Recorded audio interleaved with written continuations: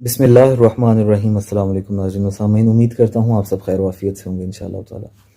ناظرین و سامعین، ربیع الاول شریف کا مہینہ ہے، الحمدللہ رب العالمین۔ اس مہینے کو یہ شرف حاصل ہے کہ اس مہینے میں ہماری جان، ہمارے محبوب محمد الرسول اللہ صلی اللہ علیہ وآلہ وسلم کی ولادت باسعادت ہوئی،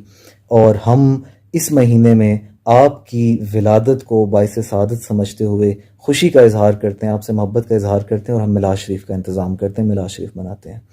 ناظرین و سامعین، میلاد شریف منائیں، خوشی سے منائیں میلاد شریف، دھوم دھام سے منائیں میلاد شریف۔ مگر ناظرین و سامعین، اگر آپ اپنی گلی محلوں میں جھنڈیاں اور پوسٹر لگاتے ہیں، وہ جھنڈیاں، وہ پوسٹر کہ جن کے اوپر محمد رسول اللہ صلی اللہ علیہ وسلم کا نام مبارک ہو، وہ پوسٹر، وہ جھنڈیاں جن کے اوپر اللہ کا نام ہو، جن کے اوپر مکہ شریف کی اور مدینہ شریف کی تصویر ہو، تو خدا را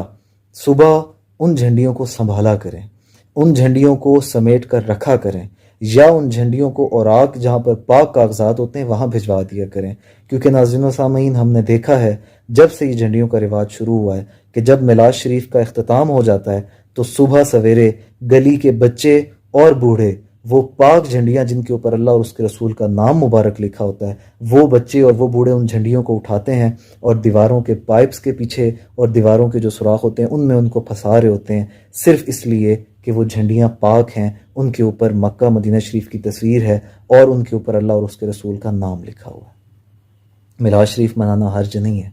مگر میلاد شریف کو اس انداز سے منائیں کہ اگر کوئی آپ کو دیکھے تو وہ یہ سمجھے کہ یہ محمد الرسول اللہ صلی اللہ علیہ وآلہ وسلم کا امتی ہے،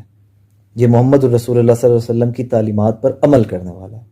کیونکہ آپ نے ایک مثال تو سنی ہوگی کہ استاد کی پہچان اس کے شاگرد سے اور امام کی پہچان اس کے مقتدی سے ہوتی ہے، اسی طرح آپ صلی اللہ علیہ وآلہ وسلم کی پہچان ہم سے ہے، ہم ان کے امتی ہیں، ہم ان کے شاگرد ہیں، وہ ہمارے تو کیا، وہ نبیوں کے امام ہیں۔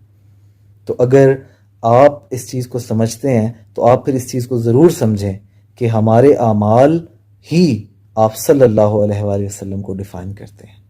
تو اپنے اعمال کو اس انداز سے پیش کریں کہ دیکھنے والے کے اوپر آپ صلی اللہ علیہ وسلم کا پازیٹیو امپریشن ہو۔